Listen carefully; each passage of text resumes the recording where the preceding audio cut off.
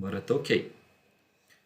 Então, o figura 1 é precisão, eu tenho repetibilidade, então é precisão, só que o erro associado é porque esses pontinhos aqui, eles não estão em cima do alvo, eles estão deslocados. Então, o erro associado é o deslocamento, é o não acertar no alvo, na mosca.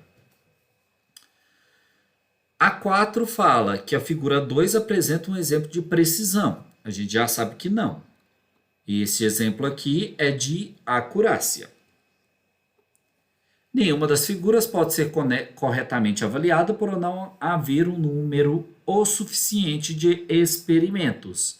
Então, a gente tem aqui 3, 6, 9 experimentos em cada um dos casos. Nessa figura 2 tem até mais. Então, com essa quantidade de experimentos, a gente pode considerar que é uma quantidade aceitável. Uma quantidade que não seria aceitável de maneira alguma seriam 3 experimentos. 5 experimentos já são aceitáveis, mas quanto mais melhor. Aqui a gente já tem uma quantidade maior. Beleza? Dúvidas nessa questão, pessoal? Pode mandar no chat que eu estou vendo o chat, viu, gente?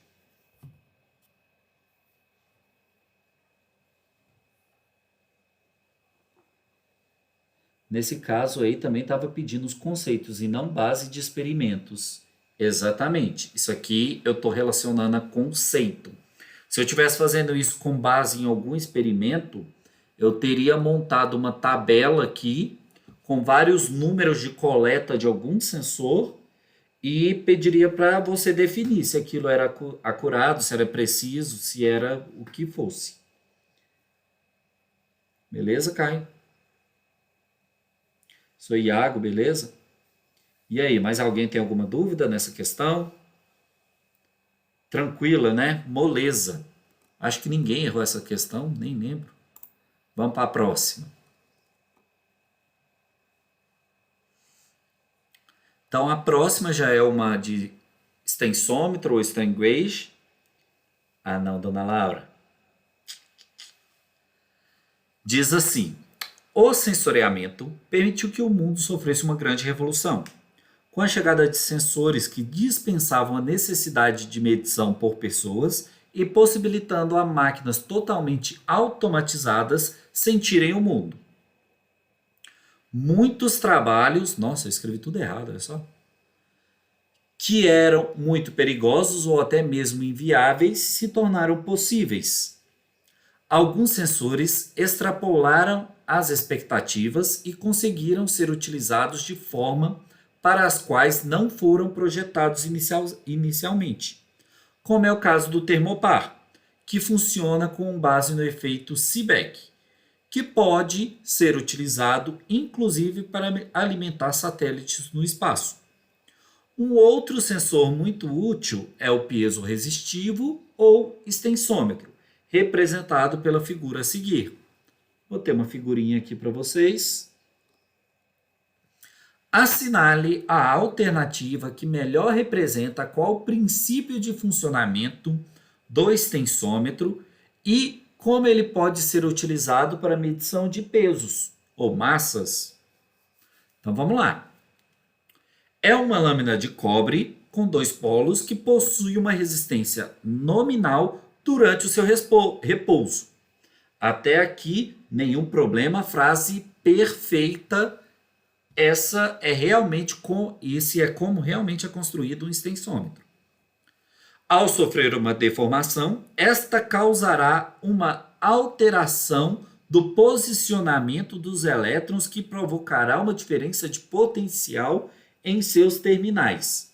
Aqui já embolou tudo, né? Por quê? O que acontece quando eu deformo um extensômetro? Fala para mim no chat. Quando eu deformo o extensômetro, quem que varia? Resistência. Então não tem nada a ver com isso de deslocação dos elétrons para gerar diferença de potencial. Balela isso aí, né? Então, essa questão aqui já está errada. A2, uma lâmina de cobre com 2 polos que possui resistência nominal durante seu repouso. Lindo.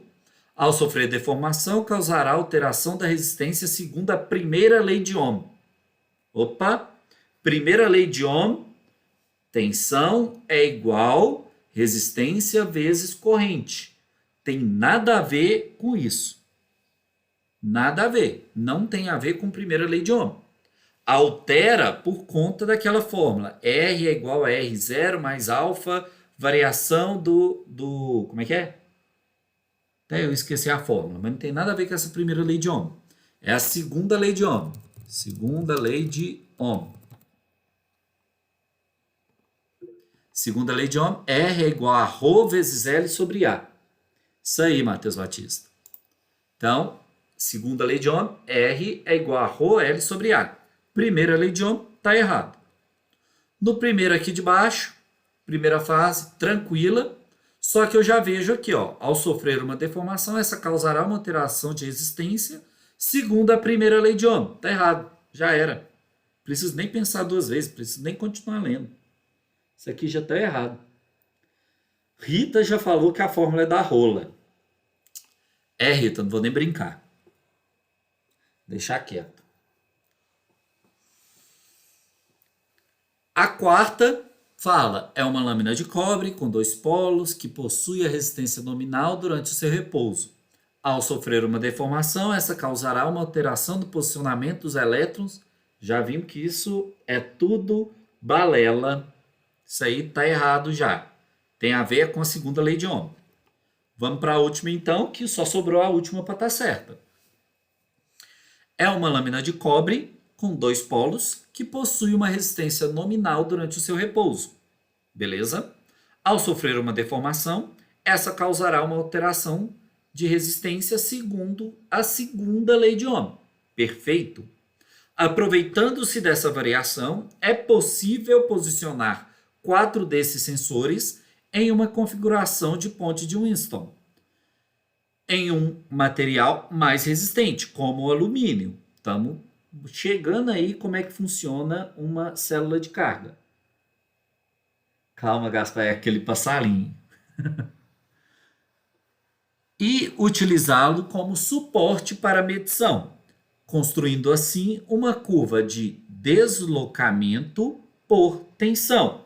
Então, na verdade, eu acho que isso aqui devia ser deformação, mas serve também como deslocamento, quanto eu desloco, quanto eu deformo pela tensão de saída que a gente tem na nossa ponte de Winston. Já que a saída da ponte é uma variação de tensão. Sabendo que a deformação é diretamente proporcional à força aplicada e o peso de um material nada mais é do que a força, será possível realizar uma medição com a leitura de tensão obtida. Perfeito. Essa, então, sobra a nossa resposta correta. Viram que a gente precisava ler só 2 frases para conseguir já eliminar as questões? A gente ia eliminando ali tranquilamente. Beleza, pessoal? Dúvidas nessa questão?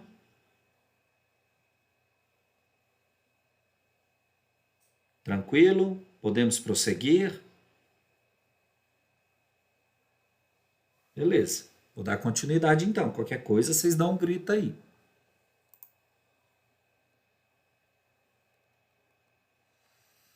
A 3, ela fala o desenvolvimento da tecnologia de processamento de sinais transformou fortemente a sociedade atual. Como exemplo de aplicações que surgiram desse desenvolvimento, tem-se áudio e vídeo codificados eficientemente, de forma a permitir seu uso na internet, telefones celulares multitarefas, reprodutor de MP3, câmera digital, GPS, etc., TV digital, equipamentos médicos mais versáteis e poderosos.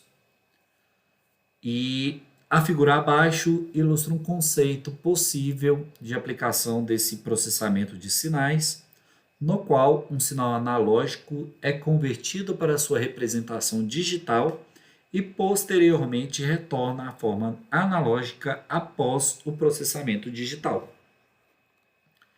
Então temos uma esquematização aqui, né, de basicamente uma atuação de sistema em tempo real, onde a gente tem a entrada com filtro analógico, um conversor analógico digital, é tomada uma decisão dentro do processamento para posteriormente ser convertido, passar por um filtro de reconstrução e ser uma entrada de algum atuador. Então aqui poderia muito bem estar um sistema de controle de cadeira de roda, por exemplo, onde a gente controla uma entrada que pode ser tanto um joystick, quanto um comando de voz, quanto uma leitura muscular, uma leitura cerebral, N coisas podem ser diferentes. Passa pela questão de conversão para um sinal analógico, pelo processamento, e depois a gente vai ter a atuação, que seria o direcionamento dos motores, a comunicação com os motores, que deveria ser feita em forma de tensão, que é um sinal analógico. Então, com base nesse processo, a gente precisava analisar as afirmações e marcar qual era a correta. Então, a primeira afirmação diz: o filtro analógico tem somente como objetivo a remoção de sinais indesejados que criariam complexidade desnecessária durante a etapa de processamento. Isso não é verdadeiro. A gente sabe que o filtro analógico, igual a gente estudou em sala de aula, ele pode ser utilizado para limitar a banda de frequência do nosso sinal de entrada. E limitando essa banda de frequência, a gente consegue dar uma maior garantia para o nosso conversor de que ele não trabalhará com sinais os quais ele não conseguirá amostrar corretamente. Então, tem tanto uma função de remover sinais indesejados, como uma função de impedir que ocorra a lasing, não é? A questão seguinte fala assim: a conversão de sinal digital para analógico é um processo desnecessário muitas vezes, devido à capacidade de processamento dos computadores atuais. Isso não é verdade, né? Por mais que a gente tenha computadores com um processamento muito violento, acaba que por diversas vezes a gente vai necessitar fazer essa conversão de digital para analógico para conseguir se adequar ao método de controle daquele atuador. Então, mesmo que o computador ele tenha uma capacidade de processamento gigantesca, a gente vai precisar converter isso para aquele atuador em específico. Pode ser que esse atuador ele precise de correntes de 4 a 20 mA, como é o nosso atuador 4 a 20 que a gente já estudou em sala. Pode ser que ele vá atuar com um pico de tensão específico que a gente tem que colocar. Pode ser que seja um PWM. Tem diversas ações que podem ser feitas e que muito provavelmente vão precisar da conversão de digital para analógico. O sinal digital é um sinal de pior qualidade, visto que ele carrega uma quantidade de informação limitada. A gente já viu que isso não é verdade. A gente não pode dizer que um sinal analógico ou um sinal digital são sinais com pior qualidade. A gente precisa saber o que a gente quer daquele sinal. Para um músico clássico, por exemplo, o sinal digital não é tão bom. Não é comum ver pessoas que têm formação em música clássica gostarem de música eletrônica, porque o sinal eletrônico é um sinal muito metalizado e acaba que eles não gostam disso. Já para um músico que mexe mais com música eletrônica, um sinal analógico não é o sinal ideal para ele. É um sinal mais contaminado. Muita gente que gosta daqueles famosos bolachões, aqueles discos bolachões, eles gostam exatamente pela característica que aqueles bolachões têm de armazenar um sinal analógico neles, já que é um processo de agulha riscando o disco. Outras pessoas já acham que é muito barulho naquele negócio. Isso mesmo, os vinil, os bolachão. Então, acaba que não tem como dizer qual que é o pior, qual que é o melhor. Isso depende muito do que você quer. A quarta alternativa, ela nos diz que o sinal analógico foi substituído pelo sinal digital por ser um sinal muito difícil de ser encontrado no cotidiano. Então, já está errado, não precisa nem continuar lendo, né? Sinal analógico difícil de encontrar. Sinal analógico é o mais fácil de encontrar, que ele é o nosso principal sinal que a gente encontra. Seja de temperatura, seja de pressão, seja de corrente, tudo que a gente mede é um sinal analógico. Então, totalmente errada, né? E por último, a gente tem a afirmação que o filtro analógico serve para a remoção de sinais indesejados que poderiam atrapalhar ou complicar no processamento, porém, ele também é utilizado como ferramenta que limita a largura de banda do sinal de entrada para que não ocorra problemas de aliasing durante as etapas de conversão do sinal. A mesma afirmação que eu fiz lá em cima, na primeira questão aqui, né? É qual que era o erro que ela tem. Então, essa última, essa alternativa 5, é a nossa resposta correta. Galera, alguma dúvida nessa questão? Tranquilo?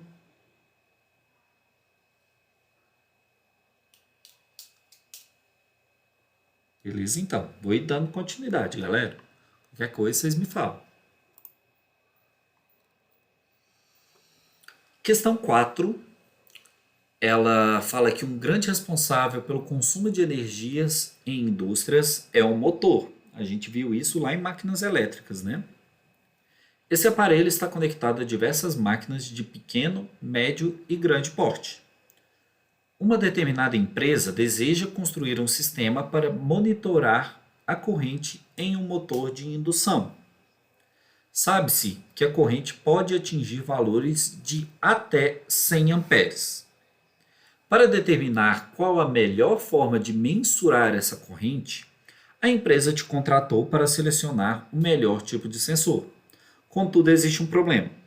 A empresa gostaria que, se possível, não houvesse necessidade de desligar nenhum aparelho durante a instalação do medidor, para que os processos continuassem acontecendo. Sabendo disso, qual sensor você aconselharia? Então, a empresa ela quer monitorar as correntes nos motores para saber a saúde dos motores e tudo mais. Um processo que deveria ser mais normal, porque motores eles acabam gerando muita taxa de distorção harmônica. Então, deveria utilizar mais isso, mas muitas empresas acabam preferindo apenas colocar bancos de tratamento de ondas harmônicas a fazer um monitoramento individual de cada motor. Então, qual sensor que tem capacidade de leitura de corrente? A gente sabe, o piezoelétrico não tem, acelerômetro não tem, piezoresistivo muito menos. A gente fica entre o shunt e o efeito Hall. São dois sensores que a gente já estudou. Esses dois sensores aguentariam correntes de 100 amperes? Aguentam. A gente consegue entrar na internet e pesquisar sensor de corrente shunt para 100 ampere. E a gente acha. Sem grandes dificuldades, tem aqui ó, sensores de 100 ampere, assim como a gente acha sensores de corrente Hall para 100 amperes também, sem muita dificuldade, sem ter que ficar procurando muito. Então, a gente tem que procurar alguma forma de definir qual é o melhor. Acontece que a empresa quer continuar operando, ela não quer que a gente faça, que a gente pare as máquinas para saber se tal não está funcionando. Então, o shunt, a gente sabe que a gente tem que abrir o circuito e colocar esse resistor shunt em série com a carga. Como não é o que a empresa deseja, ela quer que a carga continue movendo sem que precise abrir o circuito, então o sensor que a gente precisa usar é um sensor de efeito Hall. Beleza? Dúvidas, pessoal? Questão molezinha também, né? Vamos para a próxima.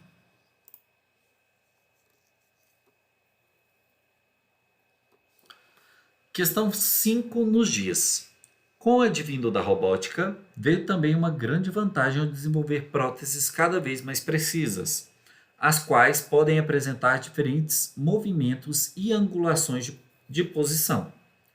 Sabe-se que não é tarefa fácil medir a posição exata de um movimento angular.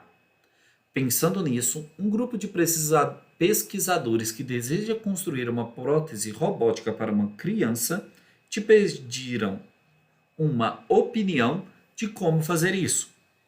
De acordo com seus conhecimentos, qual a melhor opção? Então vamos lá. Temos 5 opções de coisas que a gente poderia fazer. A gente tem que saber qual é a melhor.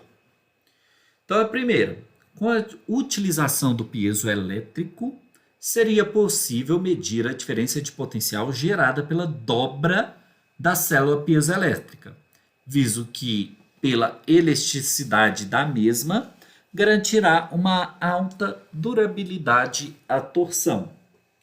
Falso. Por que essa questão é falsa? A célula piezoelétrica é uma célula muito sensível. A gente consegue ficar cutucando ela ali muito tempo sem grandes problemas. Acontece que, se eu tentar pegar uma célula daquela e ficar dobrando ela, a parte piezoelétrica ali vai quebrar. Se quebra aquela cerâmicazinha que tem lá no disco, acabou a função de piezoelétrico. Ele já não vai funcionar mais da mesma forma. Então a célula piezoelétrica ela não aguenta ser dobrada. Beleza? Então é por isso que a gente não conseguiria colocar uma célula piezoelétrica na dobra para medir essa diferença de tensão gerada pela torção. Alguém tem dúvida quanto a isso?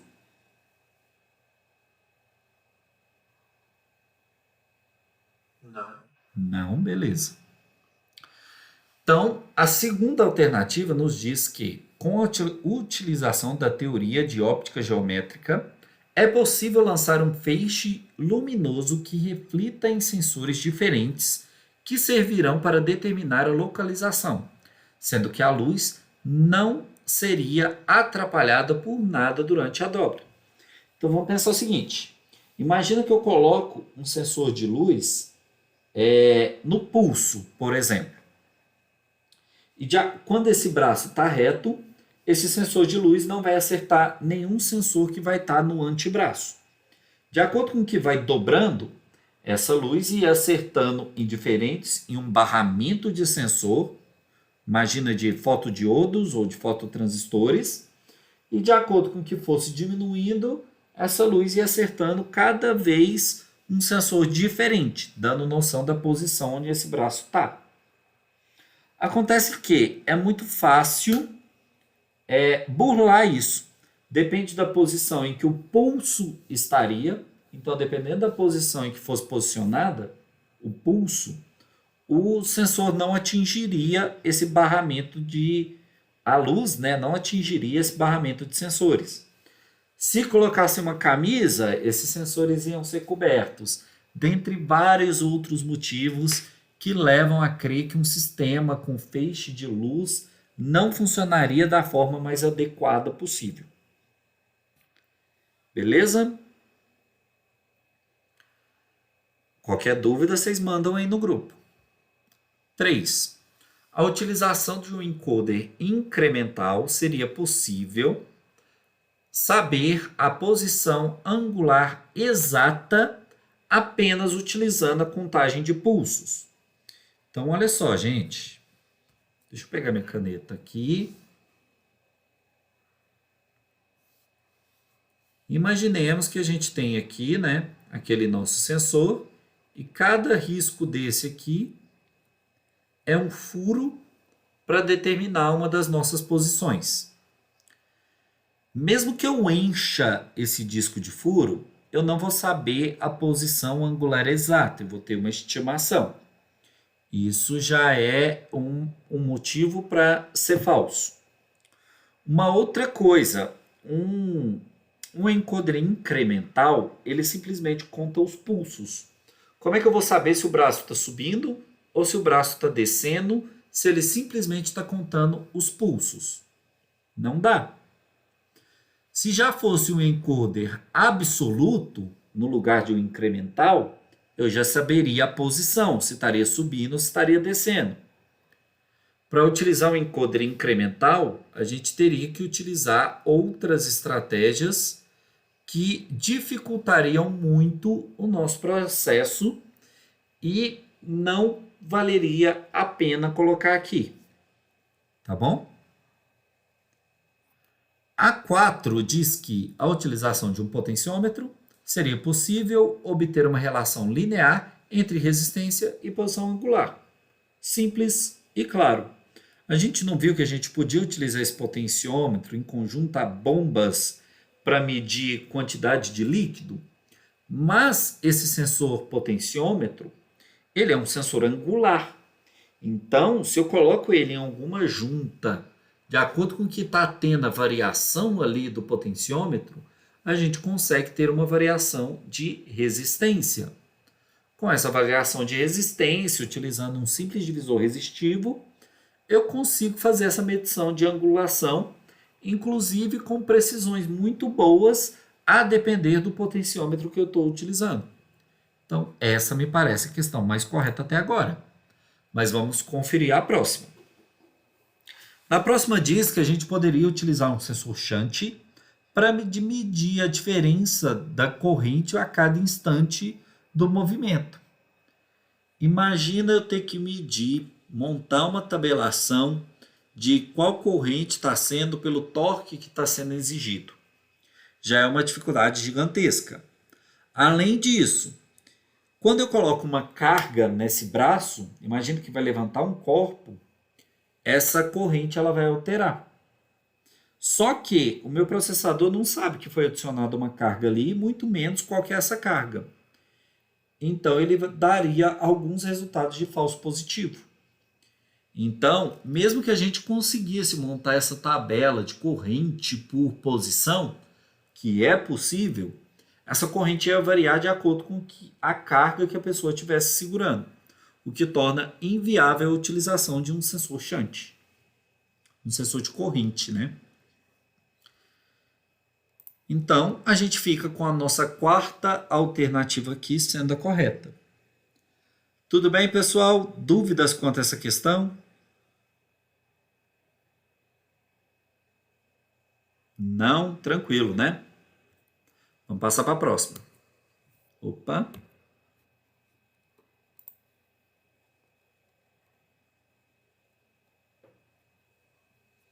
A 6 nos diz que o mundo em que vivemos é um mundo predominantemente de sinais analógicos. Contudo, o desenvolvimento tecnológico passamos a operar com sinais digitais. Logo, sabemos o quão importante é saber converter sinais entre os dois mundos. Fazer a leitura de sinais analógicos com sensores, convertendo-os em sinais digitais para serem processados pelos computadores e, em seguida, transformados novamente em analógicos para os atuadores. Sabendo disso, julgue as informações abaixo como verdadeiro ou falso, marcando apenas as alternativas verdadeiras. Então, a primeira, o sinal analógico é um tipo de sinal digital, sinal analógico é um tipo de sinal contínuo em tempo e possui resolução finita na amplitude. Falso. A definição de sinal analógico é que ele possui resolução infinita no tempo e na amplitude. Beleza? Então ele não tem resolução finita na amplitude. Isso é falso. O sinal digital é um sinal com valores discretos ou descontínuos, no tempo e na amplitude. Verdadeiro. Um sinal digital ele é aquele que ele é formado por pulsos. Então ele tem valores limitados tanto no tempo quanto na amplitude. Esta é verdadeira. O processo de quantização nada mais é do que a obtenção de amostras de um sinal contínuo em instantes de tempo igualmente espaçados. Perfeita essa frase, a não ser pela parte de quantização, porque esse processo que ele está explicando é o de amostragem, não de quantização. A amostragem é feita no tempo, quantização é feita na amplitude. Então, essa afirmação é falsa. A próxima nos diz: a partir das amostras obtidas pelo processo de quantização, podemos amostrar as amplitudes. Já está errado. Amostrar em tempo.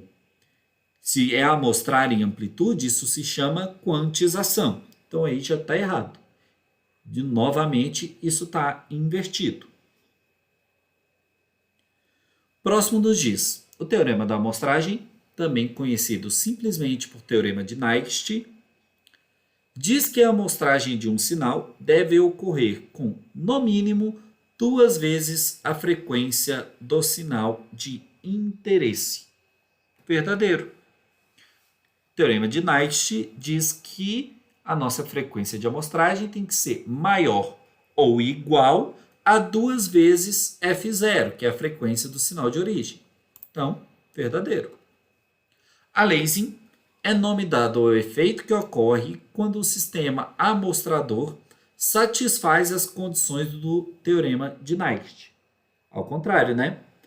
O aliasing é o nome dado ao efeito que ocorre quando o sistema amostrador não satisfaz as condições do teorema de Naixt. Então, falso essa questão. A próxima nos diz: ao converter um sinal de analógico para digital, sabemos que quanto maior for o número de bits, maior a fidelidade do sinal digital ao sinal analógico de origem. Verdadeiro. Se eu pego uma onda senoidal e utilizo apenas 2 bits, eu vou ter um sinal com 4 pontos diferentes. Se eu já uso de 8 bits, já vou ter um sinal com 256 pontos diferentes. Então, isso vai melhorando a qualidade do meu sinal. Às vezes, abreviado como LSB, o bit menos significativo é o bit mais baixo em uma série de números binários e está localizado à extrema direita desse número. Verdadeiro também. O que está localizado à extrema esquerda é o MSB ou o bit mais significativo. Então a gente fica com essas 4 questões sendo as corretas. Tá bom?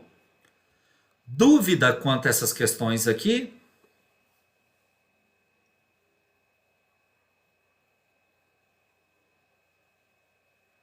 Valia meio ponto cada uma, Rita. Só que teve algumas considerações que eu fiz também. Por exemplo, se a pessoa acertou 3 e errou uma, eu dei 1,5 ponto. Se a pessoa acertou uma e errou 3, eu dei 0. Por quê? Porque ela mais errou do que ela acertou. Se ela marcou só uma questão e acertou, eu dei o meio ponto. Se ela marcou 3 questões erradas e uma certa, eu dei 0. Então, teve relações aí de acerto e erro também. Por que algo de errado não está certo, Iago?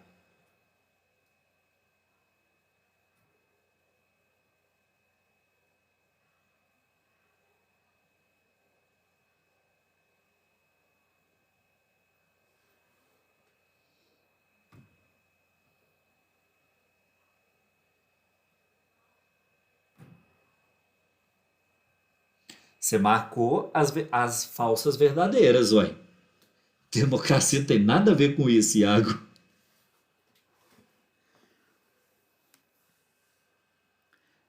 usei mais ou menos o mesmo princípio do vestibular da UNB. Vocês já fizeram prova da UNB? Não só do vestibular, né? Todo concurso que a UNB faz a prova, uma errada anula uma certa. Uma questão errada anula uma questão certa. Só que, se você tiver com dúvida e não marcar a questão, ela não anula. Uma questão não marcada não anula uma certa. Foi mais ou menos esse princípio que eu utilizei. Vamos lá então, gente. Próxima. Ah, estamos acabando já. Falta meio ponto na sua prova, Rita? Depois eu vou conferir. Então, próxima questão, né, que já são duas aqui, uma dependente da outra, diz assim: controlar a velocidade de um motor nem sempre é tarefa fácil, principalmente quando é necessário um controle digital. A figura abaixo mostra um computador controlando a velocidade de um motor. Uma corrente entre 0 e 2 mA é aplicada para produzir velocidades de 0 a 1000 RPM. Está aqui a nossa figura. Quantos bits devem ser usados? Se o computador deve ser capaz de produzir velocidades que variem de, no máximo, 2 RPM. Então, estou abrindo aqui um negócio para eu poder escrever, né?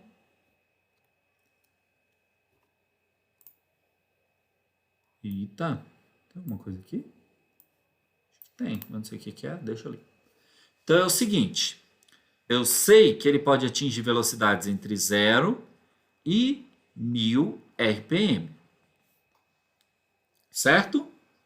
Só que ele quer que cada degrauzinho da escada na conversão tenha um valor de 2 RPM. Então, o que eu vou fazer? O número de degraus que eu preciso ter para sair de 0 até 1000 RPMs é o que eu preciso achar. Então, eu vou pegar 1000 RPM e dividir por 2 RPMs. Vou achar o meu número de degraus ideais, que vai ser 500 degraus. Mas vamos analisar. Eu tenho o degrau do 0 até o degrau do 1000. Então, o tamanho aqui, ó, se eu for contar todos, na verdade, vai ser 499. Que eu tenho que descontar o do 0. Beleza? O número 2 elevado a n tem que dar alguma coisa próximo a esse 500 ou esse 499. O n que dá um resultado mais próximo disso é 9, onde o meu 2 elevado a 9 é igual a 512.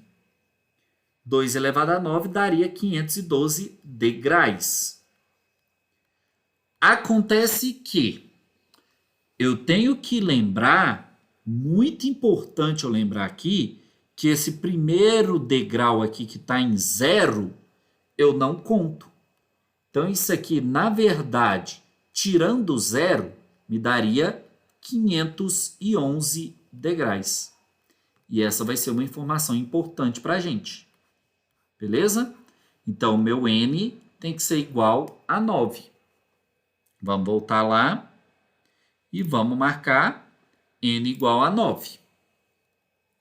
A questão seguinte nos diz: usando o número de bits descoberto no item anterior, o quão perto de 326 RPMs podemos levar a velocidade do motor?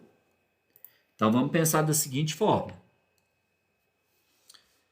1000 RPMs dividido pelo número de degraus que eu tenho, que são esses tamanhozinhos aqui, ó, cada um desses, quantos cada tamanhozinhos desse aqui eu tenho? 511. Vai ser igual a... Deixa eu lembrar quanto que isso aqui dá. 1,957 RPM. Beleza. Então, eu sei que cada distanciamento desse aqui vale 1,957. Eu quero chegar em 326.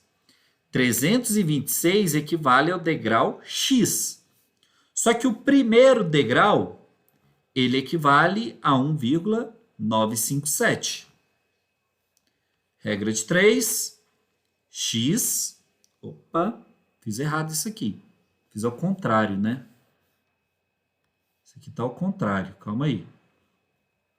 Primeiro degrau equivale a uma velocidade de 1,957 RPMs. Então, eu tenho que X, o degrau que eu preciso, ele é igual a 326 dividido por 1,957, que vai dar igual a aproximadamente, né, 167. Então, é o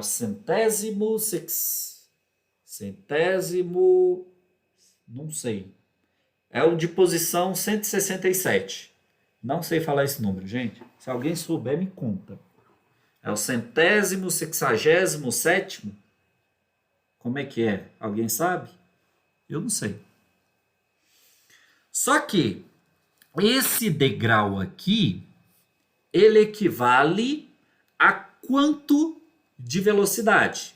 Então, eu vou pegar 167 e multiplicar por 1,957 e vou achar a velocidade de 326,8 RPMs. Beleza, pessoal? Dúvidas nessa questão? Acredito que sim, né? Eu fiz a conta com várias casas decimais, dona Rita. E todas elas, o número mais próximo que dava era 326,8. O mais próximo dentre aqueles que eu coloquei era esse. Se utilizasse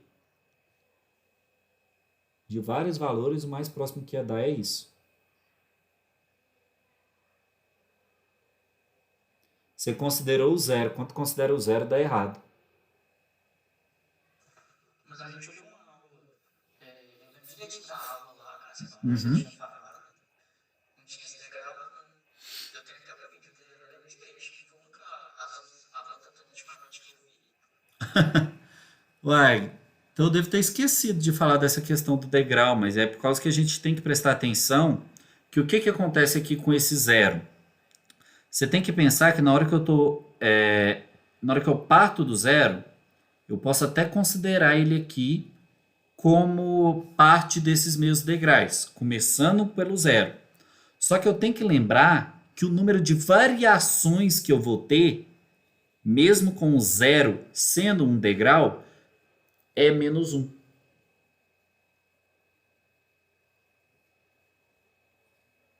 É um detalhezinho que tem que ser lembrado.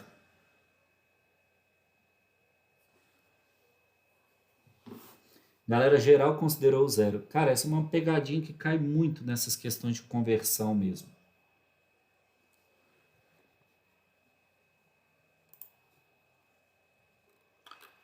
Beleza, gente. Vou dar esse ponto aqui para vocês. Vou dar essa colher de chá.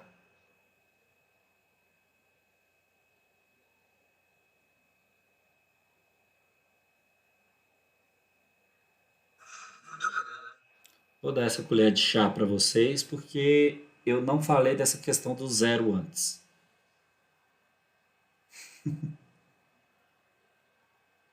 Beleza? Galera, mais alguma dúvida em relação às questões? Resta tranquilo? Deixa eu enviar aqui, deixa eu ver se eu acertei tudo. Vou vir aqui, deixa eu ver a minha prova. Gente, eu tirei total.